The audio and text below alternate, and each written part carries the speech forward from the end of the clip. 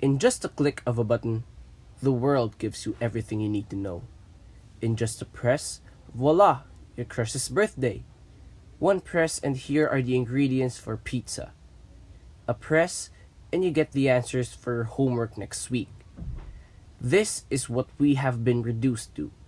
A set of fingers that do nothing but relentlessly press in an attempt to know the world from just the perspective of a single screen. We have been inframed by technology to the point that we can't live without it. And this over-reliance that we show today led us to the challenging fourth of the availability of information: plagiarism. But what exactly is plagiarism?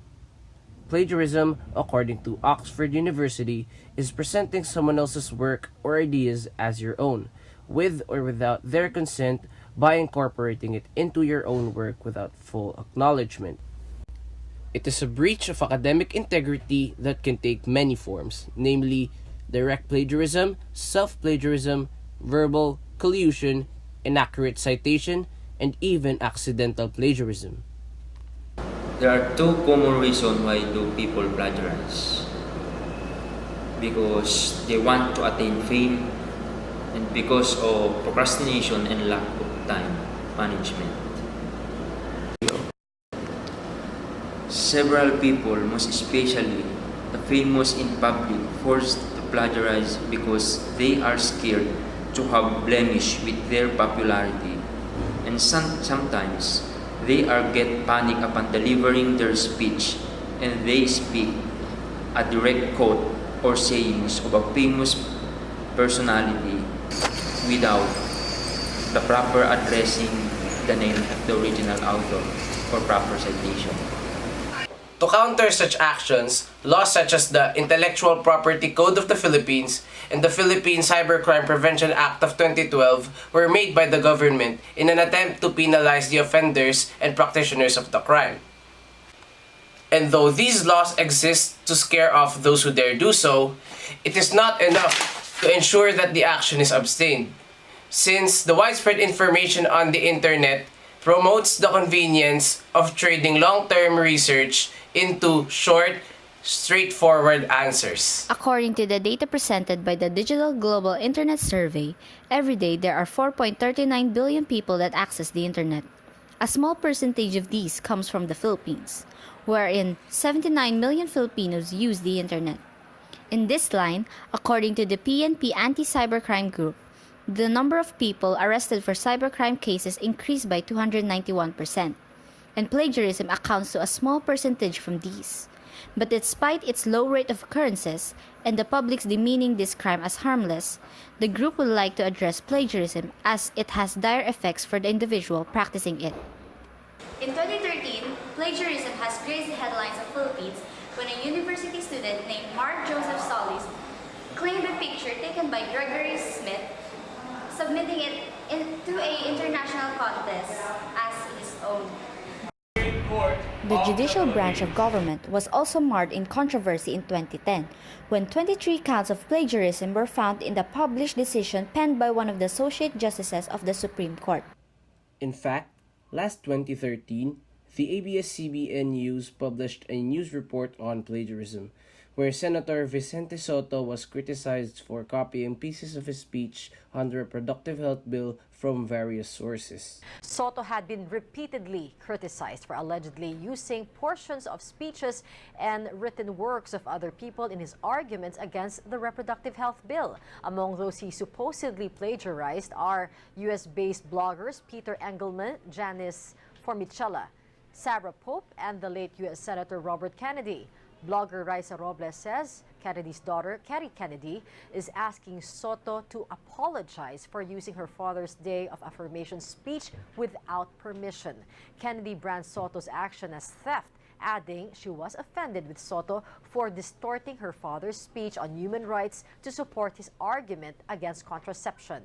Soto had repeatedly denied he plagiarized anyone. These reports indicate that plagiarism can not only be found in the academia, but also in places where professional etiquette is observed, and this further emphasizes the need for us to address the issue. But how do we exactly prevent plagiarism? There are 4 ways to prevent plagiarism. Number 1 is to paraphrase. Read the information first, then put it in your own words. Number 2, cite. Citing is one of the effective ways to avoid plagiarism. You may use document formatting guidelines such as APA or MLA. Number 3, quoting. When quoting a source, use the quote exactly the way it appears. Number 4, referencing. One of the most important ways to avoid plagiarism is including a reference page or page of work cited at the end of your research paper. And lastly, use new anti-plagiarism tools such as Turnitin regularly. Please state your name. I'm Professor Nino Gian Maria B. Sanggalang. So what is your profession?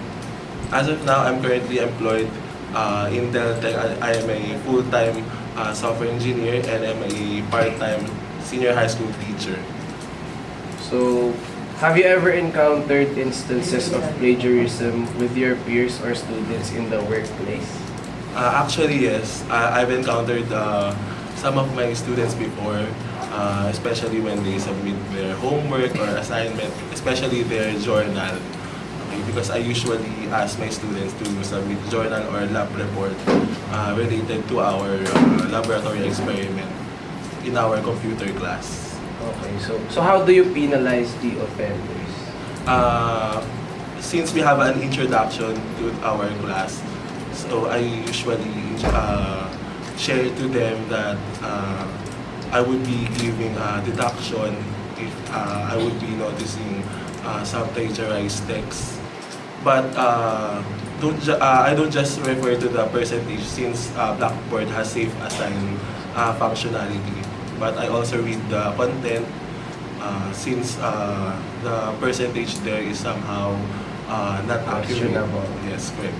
So, you yourself were a student not so long ago. So, did you commit plagiarism as well, even in a small degree? Honestly, no. Because I was taught by my teacher before that not to plagiarize work. I somehow read publications or article, but I usually do paraphrasing or I'm just getting the thought from that article. So, now, what do you think academic people can do in order to avoid plagiarism? I think we should educate them the pros and cons of doing that such activity, because I know that when you plagiarize work, there would be consequences. Okay, especially if we look into the legal aspect of such action. So, now, what do you think of plagiarism? Is it acceptable even if done in harmless assignments and such? How does it align with your principles as a profession? I think it depends upon the use, okay, or application of plagiarism. Because in school setup, plagiarism is not that encouraged, okay? Because we want the student to learn from their own. Okay? But for example, in my field of industry, especially in IT, we have certain codes, yes, in IT industry, because I'm also a software engineer. So we have codes, we have a template that we can copy and we can replicate. But the logic of the flow of the codes are different from each other. Thank you, Mr. Nino Sanggalang. Sure, thank you. As the amount of information in the internet grows, so do the people who use it without proper crediting. Yet, plagiarism, no matter how severe, remains prevalent in the lifestyle of many people from all ages today.